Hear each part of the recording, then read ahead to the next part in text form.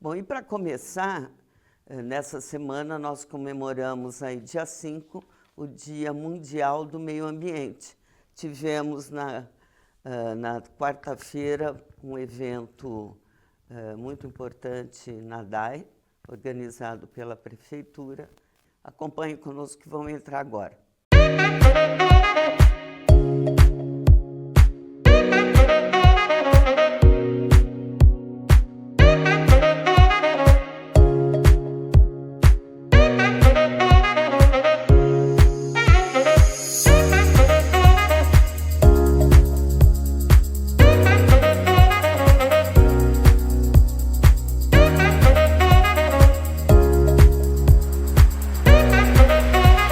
Bom, e nós estamos aqui nesse evento especial, plano de ações, nesse evento todo especial organizado pela DAI, alusivo ao Dia Mundial do Meio Ambiente, que se comemora hoje. E eu tenho o prazer aqui de conversar posso falar, né, Coronel da Reserva, PM sim, da Reserva, sim. João Osório Ximenes Germano, que hoje coordena a Defesa Civil em Jundiaí. Hoje já há alguns anos.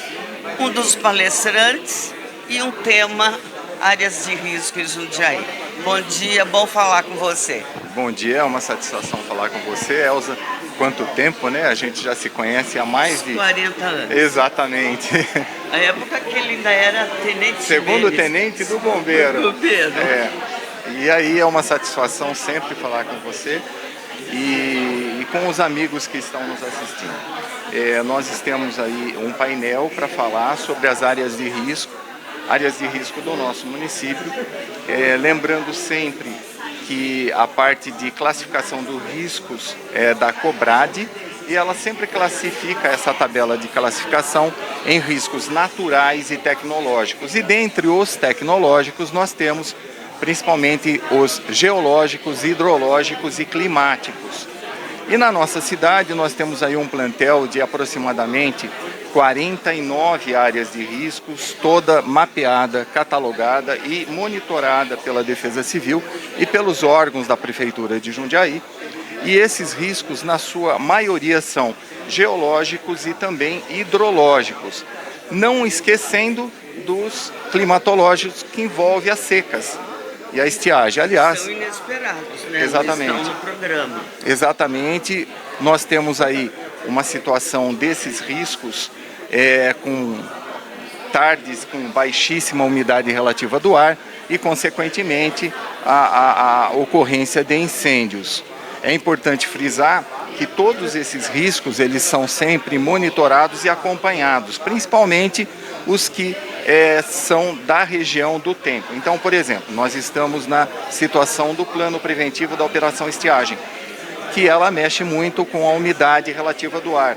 Então, dias com baixíssima umidade que levam as pessoas a ter problemas respiratórios e, normalmente, com o aumento das queimadas e das matas seca e a consequente queima, você tem aí muita situação de péssima qualidade do ar por falta da dispersão dos poluentes que estão na atmosfera e pela falta de chuva também.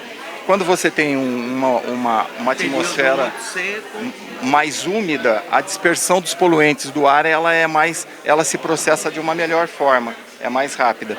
E aí a gente tem nesses dias da Operação Estiagem, que vai até o mês de setembro, tardes especificamente muito quentes, com baixa umidade e a propensão de incêndio florestal muito grande. Então, de uma série geral, nós temos que falar sobre essas ações desenvolvidas exatamente nessas áreas de risco que nós temos no município. Agora eu pergunto, né, para ser breve, não tomar seu tempo, se daqui a pouco você precisa se organizar com a palestra. Essas informações, elas são levadas para a comunidade? De que modo? Sim, nós temos várias formas. Nós produzimos boletins periódicos, né, de praticamente 2 por semana, boletins que contemplam 3 em 3 dias, com as situações e alertas daquelas situações que a gente tem. Esse trabalho desenvolvido em todo o estado pela Coordenadoria Estadual da Defesa Civil, e esses boletins eles são publicados nos sites da Prefeitura, na imprensa inclusive televisiva, para que as pessoas possam acompanhar. As pessoas podem também registrar o seu celular por SMS, enviando uma mensagem de texto para o número 40199, e essa mensagem de texto é o CEP, é o Código de Endereçamento Postal que a pessoa mora. Então, por exemplo, a pessoa manda lá para... 13.216.130. Exatamente. Esse CEP, ela manda só os números para o número 40199. E instantaneamente o sistema já cadastra, e aí essa pessoa está apta a receber no seu celular as informações de qualidade naquele logradouro que ela se cadastrou. É importante dizer isso porque há algumas pessoas que cadastram 2 ou 3 locais, funciona da mesma forma. Perfeito. E para concluir, em razão da tragédia, não é, do Rio Grande do Sul, atribuída aí à mudança dos efeitos climáticos, tem havido assim uma atenção maior da Defesa Civil, ou segue conforme já vinha no planejamento? A Defesa Civil é muito... A Defesa Civil ela é muito dinâmica. Então todas as ações ela tem o monitoramento, faz o acompanhamento para a expedição até de alertas. Então sempre é uma preocupação constante do órgão em todas as cidades, em todos os municípios, ter uma Defesa Civil forte e atuante. Bom, e agora no mesmo e nesse evento tão importante aqui da DAI, eu tenho o prazer de conversar com o engenheiro Martim de França Silveira Ribeiro, que é diretor de mananciais, não é isso, Martim, aqui da DAI. Eu vou até tomar a liberdade de dizer que olho para você e lembro-me sempre do seu saudoso pai, Dr. Laerte de França Silveira Ribeiro, que foi assim um grande amigo nosso também, uma pessoa por quem eu, em particular, tinha um carinho assim muito grande por ele. Martim, você é um dos palestrantes, conduz aí uma das áreas muito importantes, não é, da DAI aqui para a cidade, e eu vejo que um dos temas que será abordado, inclusive por você, trata de recursos hídricos. Né? Dá para adiantar alguma coisa? Eu acho que nesse Dia Mundial do Meio Ambiente, acho que a água é um dos principais aspectos, questões do meio ambiente, né? Então, a água para a DAI, que é a matéria-prima da empresa, e a água é essencial para a vida de qualquer um, né? Para as atividades humanas, para a vida, para a sobrevivência mesmo. Então, encaixa muito bem no tema, né? Na temática do Dia Mundial do Meio Ambiente, se palestrar, se falar um pouco mais sobre a água e contextualizar a questão da água para o município de Jundiaí. Como é que nós estamos de água? Nós temos água em disponibilidade, em quantidade, em qualidade suficiente para a população. Então é um pouco disso que eu vou trazer, esse cenário dos recursos hídricos para Jundiaí. E eu pergunto então, é uma pergunta excelente, como está? Né? O que você pode falar hoje do abastecimento de água, o futuro, como que os nossos telespectadores podem receber essa mensagem, até mesmo no sentido de cuidar, de ficar mais tranquilo, porque a gente sempre ouviu aí nos últimos 30 anos que Jundiaí tem água aí pelos restos dos 30 anos. Só que a população aumentou. Hoje nós temos aí quase 450 mil pessoas, muito além daquilo que se previa para 2024, não é? Então eu pergunto, Martim, temos água, teremos água aí para os próximos 30 anos? Eu acho que essa é a grande pergunta, né? É um desafio, na verdade, né? Então, a gente tem água em quantidade e qualidade suficientes no momento de hoje, atual. Mas a gente sempre tem que olhar com esse olhar, como você bem disse, do crescimento em função dos recursos hídricos, né? Então, a água é um fator limitante do crescimento e não vice-versa. Então, esse olhar da gente se antever, se projetar para o futuro para garantir água, a gente tem que também olhar para a questão de uso e ocupação do solo, para a questão de urbanização da cidade, quanto que a cidade está crescendo. A gente quer crescer uma cidade muito além do que é hoje, e com menos qualidade de vida ou com menos água, então a gente tem que botar na balança o que realmente compensa. A água a gente vai conseguir fornecer para um tanto de população. Vai chegar um momento que a gente não vai ter condição mais de fornecer, de ter água em qualidade e quantidade suficiente para atender. Então a gente tem que botar na balança. Qual que é o momento certo da gente realmente pesar e falar, temos que parar um pouco, frear um pouco a urbanização, o crescimento de Jundiaí populacional, né? para ter essa qualidade toda de água, ou seja, qualidade de vida, né? Então isso realmente foi muito, muito bem falado por você, acho que essa é a palavra-chave. Se temos água, temos para o dia e hoje. O desafio nosso é conseguir mais água para os próximos, mas a água é um recurso, água é um recurso finito, vai chegar um momento que a gente vai ter que, né, apertar o passo. Martim, só para a gente aí, porque eu sei que daqui a pouco você é chamado para falar, mas Jundiaí hoje busca água, capta água do rio Atibaia, né? Até por conta de uma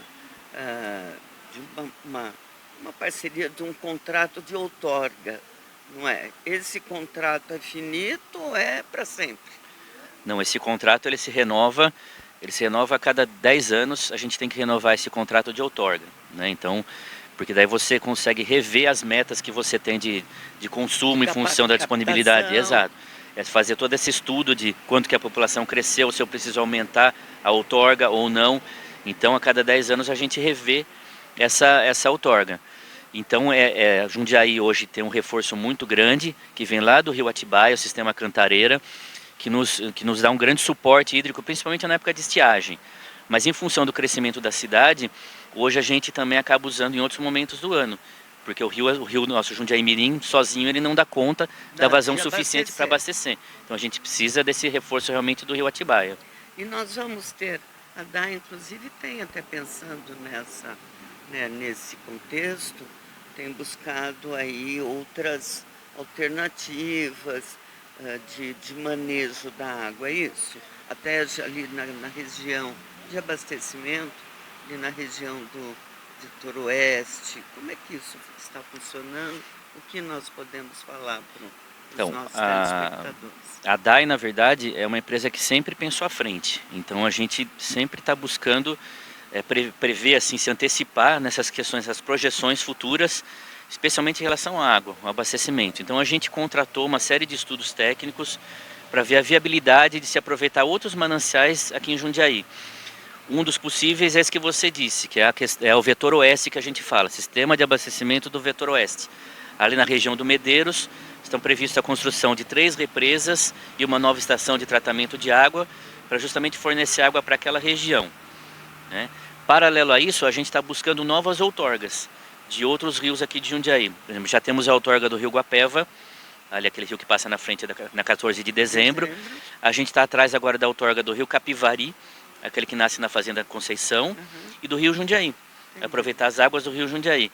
Então, a gente tem que aproveitar todo e qualquer recurso hídrico que tem aqui no município para dar condição suficiente de segurança hídrica para a população. Bom, e ainda aqui nesse importante evento da DAI, não é dedicado ao Dia Mundial do Meio Ambiente, hoje, dia 5, eu tenho o prazer aqui de conversar com Rudisley Santos, engenheiro agrônomo e diretor do Departamento de Parques e Jardins na UGISP, né, na Unidade de Serviços Públicos da Prefeitura, e assim já um conhecedor da matéria aqui na cidade. Rudisley, bom falar com você. Muito bom falar com você e com a audiência da TV Mais Brasil. Olha, eu ouvi na sua exposição, não é, você trouxe informações extremamente preciosas sobre a área, mas 2 em especial chamaram minha atenção. Uma delas com relação, você fez uma observação muito importante com relação àquela moeda de troca política, com relação à arborização e principalmente partindo do legislativo com relação à poda de árvores. Você até mencionou, ano que passou, chamou minha atenção, foram 2.234 ofícios que chegaram para o seu setor, a maioria deles pedindo poda de árvore, é isso mesmo? Exatamente. Quando a gente observa esse número de ofícios vindo dos representantes da população, isso acende um alerta. Isso acende um alerta porque ninguém procura um parlamentar porque, decidi podar minha árvore e vou procurar um vereador. Não, ele procura porque provavelmente o canal que ela tem usado, que hoje é o processo, né, o processo administrativo, não tem sido transparente ou não tem sido eficiente em mostrar e dar a resposta para o munícipe. Então a nossa ideia é transferir todo o processo de solicitação de supressão de árvores, né? Ou seja, a pessoa tem uma árvore na sua calçada e vai mexer na garagem, ou a árvore realmente é uma árvore de idade, ou foi plantada de forma inadequada, ela vai pedir pelo SAEPO, que é o sistema hoje da prefeitura que aprova obras, e ele é um sistema fácil de mexer, ele é super transparente, então você simplifica e dá toda a transparência, ou seja, o munícipe ele vai entrar, vai fazer isso do conforto da casa dele, vai inserir os documentos, fazer a solicitação e ele vai ter a resposta do técnico da prefeitura, o porquê foi deferido, o porquê foi indeferido, qual o prazo que vai ser, ele vai entender melhor isso daí. E ele também vai poder questionar, se ele achar que não, que a resposta não foi adequada, ele pode contratar o próprio técnico, inserir o laudo lá, né, para a gente avaliar, para justificar como, uma supressão. exatamente, como hoje é feito na regularização de uma obra, né? A pessoa contrata um arquiteto, faz o projeto, ele insere ali, se está dentro das condições, é aprovado ou não, né? Dependendo da situação. Então, mas você dá uma transparência. Então, a ideia não é tirar o legislativo, é colocar ele no lugar da fiscalização, ou seja, estamos dando conta de atender, estamos realmente dando a resposta para a população, mas de uma forma pública, porque quando as pessoas começam a acessar o legislativo, é porque a gente do executivo não está dando, ou às vezes está atendendo, mas não está sendo suficiente na resposta e na transparência. Você também comentou, né, que uma outra informação também me parece muito relevante, que é essa mudança, né, nos processos de supressão, de poda, que seria ou será, né, será, porque já está na proposta, de substituição. Então, assim, eu quero tirar, porém, eu tenho que repor em algum lugar. É isso mesmo que eu entendi? Hoje quando a gente tira uma árvore, o técnico ele indica se a supressão ela é com substituição ou sem substituição no local. Se tem substituição, depois a destoca, ela entra para uma lista em que a prefeitura vai no mesmo ponto e vai plantar uma árvore nova. Às vezes acontece por questão de acessibilidade, é um bairro antigo, com calçadas estreitas, você não tem pelo menos aquele 1,20 m de passagem que a acessibilidade permite, a gente coloca essa árvore na conta de um outro programa de arborização, ou seja, a gente sabe um número de árvores que nós temos que repor, porque nós tiramos e não conseguimos colocar ela no mesmo lugar. Entendi. Agora, uma outra coisa ainda, né, com relação à arborização, Rua Anchieta. Você também tocou, e parece-me até assim que falta um pouco de informação quando a prefeitura avisa, olha, nós vamos tirar essas árvores, essas 72 hoje, né? Hoje são 72. 72. São árvores velhas, mas vamos substituir. Parece-me que a população não tem essa informação com relação à substituição, né? E o porquê, de que modo, e que a Rua Anchieta continuará tendo árvores, até você anunciou, mais árvores do que atualmente. Exatamente, a Rua Anchieta ela é um grande desafio, porque ela é a arborização mais bonita da cidade, assim, quando a gente fala em viário, porque ela é uniforme, as árvores são grandes, dá aquela sombra boa, né? É muito bom caminhar na Rua Anchieta. E eu não gostaria que fosse no meu momento de passar pelo departamento que a gente tinha que tocar nessas árvores. Mas por questão de responsabilidade, nós fizemos ultrassom em todas as árvores, ou seja, o método de avaliação não destrutivo mais avançado que existe hoje no mundo. Constatamos que elas estão em risco, ou seja, elas já não têm madeira suficiente para se sustentarem de forma segura. Então qualquer vento encanado, um caminhão que venha bater, pode causar um acidente, porque a fiação também passa pelo meio delas, e ali é uma rua que serve 4 hospitais, né? Nós temos 7 hospitais da cidade, 4 estão ali, né, praticamente no entorno da Rua Anchieta ou na própria Rua Anchieta. Então, o que a gente está falando hoje é pensar na vida, né? Pensar na vida, na segurança das pessoas e também cuidar daquela arborização.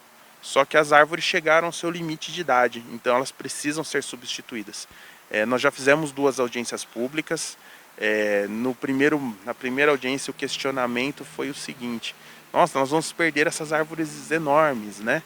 E vai demorar para crescer. Realmente, a árvore não cresce de um dia para o outro.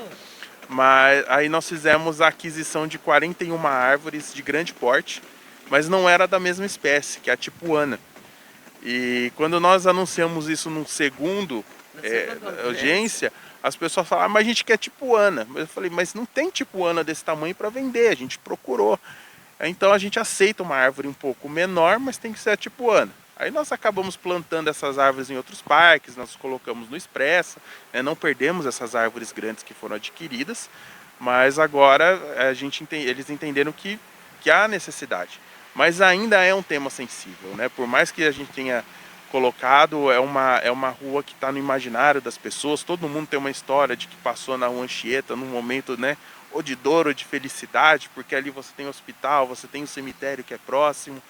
Então é um assunto sensível, mas a gente vai cuidar daquela arborização. E quanto antes a gente remover, mais a gente vai conseguir plantar e vai ter de novo aquela arborização exuberante que a gente tem. Ainda nessa gestão? Eu pretendo que sim. A gente já tá com um projeto, inclusive, da requalificação das calçadas, né? Pensando em acessibilidade, pensando em tudo. E como eu falei, a gente calculou e cabem mais 15 árvores. Ou seja, a ideia é devolver uma Rua Anchieta com mais árvores do que ela tem hoje. E para concluir, o inventário arbóreo de Jundiaí? Então, o inventário arbóreo é uma obrigação que foi criada agora com a nova lei, né, de arborização que nós aprovamos esse ano, a 10.104, e nós já estamos no estudo do inventário individualizado. Nós já temos alguns levantamentos, né, mas que foram feitos por satélites, por amostragem, né, que a gente estima que são 65 mil árvores hoje no viário, né, que são de responsabilidade da prefeitura, e a gente calcula que nós já temos espaço para mais 22.500 sem esforço nenhum, ou seja, tem espaço, é só pôr a árvore. E se a gente adequar a Jundiaí pensando em arborização, ainda tem espaço para mais 30 mil. Ou seja, a gente quase que dobra a possibilidade de arborizar Jundiaí. E ainda aqui nesse evento importante da DAE SA, dedicado à comemoração ao Dia Mundial do Meio Ambiente, eu converso agora, tenho o prazer de conversar mais uma vez, não é? Com o engenheiro Sinésio Scarabello Filho, gestor da Unidade de Gestão de Meio Ambiente, Planejamento Urbano, que eu vi no programa vai encerrar a série de palestras falando sobre mudanças climáticas, né, o impacto atualmente. Mudanças climáticas em 1 ou 2 minutos. Sinésio, o que você pode adiantar? Muito obrigada já por falar conosco. As mudanças climáticas trouxe o meio ambiente para o nosso cotidiano. Quando foi criado o Dia Internacional do Meio Ambiente, 5 de junho, o meio ambiente era lembrado nessa data ou nesta semana. Agora, com as mudanças climáticas, nós lembramos dele o tempo todo. O quanto nós o agredimos e o quanto nós temos que mudar os nossos valores e comportamento para que nós possamos enfrentar as consequências das mudanças climáticas. Eu acho que o evento tem basicamente essa intenção, a intenção de levar a conscientização. E tudo que se fala aqui, que as pessoas estão falando, quem está fazendo as suas pequenas falas, pequenas palestras, demonstra que a questão da educação ambiental para mudar exatamente a demanda, porque muitos reclamam que os políticos fazem as coisas erradas, etc. Mas os políticos respondem à demanda. Se a própria sociedade tem uma demanda equivocada, eles não têm como evitar. Então nós, enquanto sociedades, temos que aprender a fazer a demanda certa. Enquanto sociedade, enquanto gestor também. Enquanto gestor também. O nosso papel é fazer essa divulgação e promover essa conscientização. Para concluir, Sinésio, as tragédias, né, tudo que nós temos assistido, acompanhado no Rio Grande do Sul, anunciadas como resultados, né, dos efeitos das mudanças climáticas, tem impactado de alguma forma aí na sua gestão neste último mês, últimos 2 meses? Sem dúvida, porque chama a atenção das pessoas e as pessoas ficam temendo coisas semelhantes no nosso município. Nós não estamos inseridos numa bacia hidrográfica tão grande, não tem aqui um curso da água no município de Jundiaí tão grande, mas, evidentemente, nós estamos sujeitos, sim, a fenômenos de transbordamento dos nossos rios, ainda que de pequeno porte, imaginando uma tragédia, né? Rompimento de pequenas barragens, etc., com chuvas com esse grau de intensidade e duração. Então, nós temos que tomar providências no sentido de nos precavermos.